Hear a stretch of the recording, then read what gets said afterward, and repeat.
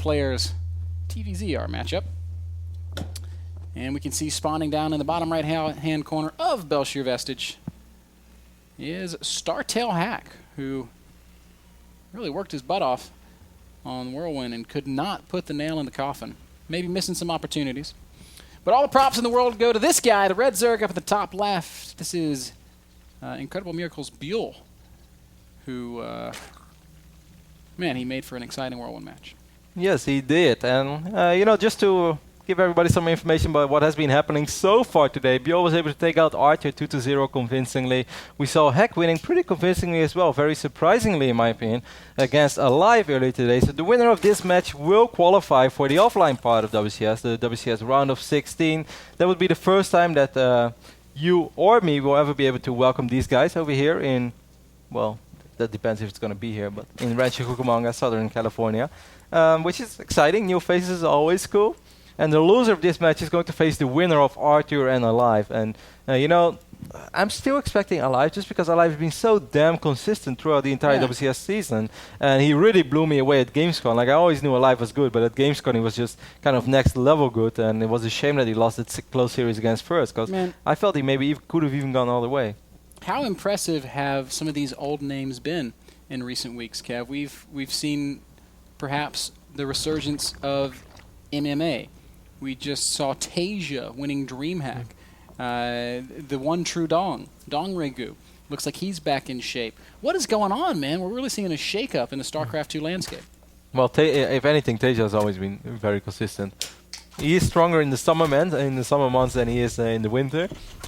But I would have never really said that Tasia fell off at any given moment, because he always had those really good GSL Code S runs. And yeah, he has shown us on multiple times that Tasia can win anywhere, and it is a true pleasure that he is playing in WCS America, which means we're going to be able to guess him quite often again. We'll get to see some Tasia games either later this week or sometime early next week. This season WCS America looks really, really exciting. Last season, despite Jaedong being the runner-up, I think that Polt and Tasia were the true stars of WCS America. Once more, we're going to have the return of the Chinese players, which is of course super exciting. Can't wait to cast some Jim and Maxet again. I think even Top qualified for Premier League once more. So that's the third Chinese player. It's going to be fun, man. Could not agree more, Kev. We see it once again, fast 3 hatch out of ByuL. With that fast gas at the 3 minute and 50-second mark. You know, didn't we cast a couple of series of Young on a row when he was playing against the Protoss? We just kept wondering why he was taking that super quick gas against Protoss, and it's just like, I guess he just kind of likes it, you know? It's just one of those things that people just do all the time, and I guess this is just ByuL's style. He wants to get that quick gas against Terran and then just play from that position. Otherwise, he doesn't feel comfortable. If it was me doing it, I would get behind and I would get crushed. But these guys play at such a high level that they're able to get away with things like this, fast 3 bases and the early gas, which surprises me, to say the least. Curious to see if Hack is going to switch it up a little bit, or if he's going to drop that super quick third command center once more. Overlord trying to get a quick scout done, see if he was perhaps able to spot the command center over here, but that is not the case. Natural command center landing just now. You know, I really wonder. This is now the 5th game in a row we've seen of ByuL playing. Blindly taking 3 hatcheries in what, 4 of the 5? Yeah, I mean he does drone scout very actively. That's true. That's true. It's not like he doesn't check for proxies or anything, but he certainly does. And his Overlord scouting is pretty active as well. That's exactly what I was going to say. How prone would he be to something like a proxy 2 racks? Something like, you know, proxy gates or cannon rushes. I think a cannon rush would have worked very well, but that's something that you kind of have to decide already before you see what your opponent is doing. But yeah, if he does it so many times on the row, I agree with you. And you know, in the round of 16, he's probably going to have to switch it up, because if someone would watch his VODs, I think right now it's kind of hard to watch VODs from ByuL, because despite him playing in the qualifier, and then he did go through the bracket stage, there's not that much information on him. He's a little bit of a mystery, a little bit of a question mark.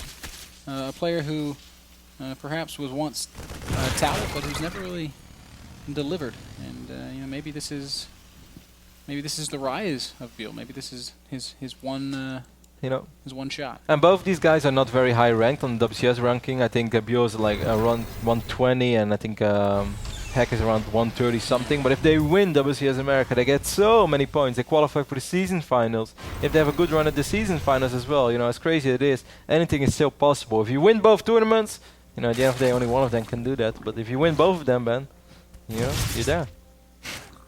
Points do Sounds come easy, fast. They do come fast if you're champion. Just win like from this point on. Let's say one best of 3 here, then 2 in the next round, then 3 more, and then a couple of the semi-finals. Roughly 9 series on a row, Ben. If you win that, Not that hard. alright, let's see if this goes. Going to see another Hellion run by attempt, and it is once again going to be denied by Queens and Zerglings. So good play once more out of ByuL, who's proving he's immune to Hellion harass. And he drones up pretty hard as well. He's at 51 drones already, 8 scam. more in production. He's going to be ahead 22 workers. This is roughly 8 minutes into the game, man. Ugh. And Hack actually is preparing a little bit for perhaps something we saw on Eckland Waves, where a lot of Roaches and Banes were in production. The opposite is true, however, though. His opponent is groaning like a madman. Yeah, Hack hasn't really seen anything, and for whatever reason, that's got him convinced that that something aggressive is coming. Shout out to Madman, by the way, my favorite hero in Heroes of Newark. It has to get said. Fair enough. Hellions are going to continue to dance around the map and try to find things. They're going to find some Zerglings, and this might just further convince him that there's aggression coming. As we see now siege tanks sieged up behind these bunkers. There's a second siege tank in production. Man, I feel like this is going so well for ByuL. Yeah, I feel the same way. This is just a dream scenario. When you can get away with stuff like this as a Zerg player, when you're so comfortably mining off 3 bases, and your opponent is actually preparing for something that you're not throwing at him, yeah, sure. More of 7 additional drones. Why not go up to 75 workers? Burrows being resourced as well. Double EVA chamber was not running yet, but melee is starting right now, and you can see armor upgrades going down too. Oh man. And any second now, the realization is going to set in, and Hack's going to be like, man, I'm not getting all in. This stinks. I made all these tanks, I made all these bunkers. There's the salvage. What about this double starport going down, man? Oh. He cancelled one now, made a factory. So I guess we will never know the answer to that question. Perhaps just a mistake. Yeah, I guess. 75 drones out on the map now for ByuL, who has managed to get into the mid-game untouched, unscathed, and squeaky clean. 4th hatchery is building. Spire is on the way. He's working on his 1-1 upgrades. Everything's just coming together.